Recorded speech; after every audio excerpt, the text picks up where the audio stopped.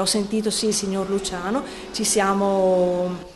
parlati, ci siamo chiariti e lui ha detto che si è sentito usato, o meglio che il suo progetto è stato usato per scopi non corretti, diciamo per fini politici, per cui lui non si è sentito di essere oggetto, ecco, di campagna elettorale da più parti e quindi ha ritirato questa proposta. È il sindaco di Ponzano Veneto Monia Bianchin a raccontare i motivi per i quali questa mattina Luciano Benettone ha messo fine al mare di polemiche sorte intorno alla sua proposta, lanciata lo scorso autunno, di rivoluzionare la viabilità intorno alla storica sede del Benetton Group, sistemando l'incrocio di fronte e la successiva rotatoria, trasformando in privata via Minnelli, ma creando una nuova bretella verso la frazione di Ponzano e consentendo anche all'autobus di transitarvi, in più una serie di collegamenti ciclabili e un parco pubblico. Un intervento da parte di Benetton di 2.200.000 euro, opera di pubblica utilità per l'amministrazione di centrosinistra, scempio a totale beneficio del privato per le opposizioni e per i firmatari della petizione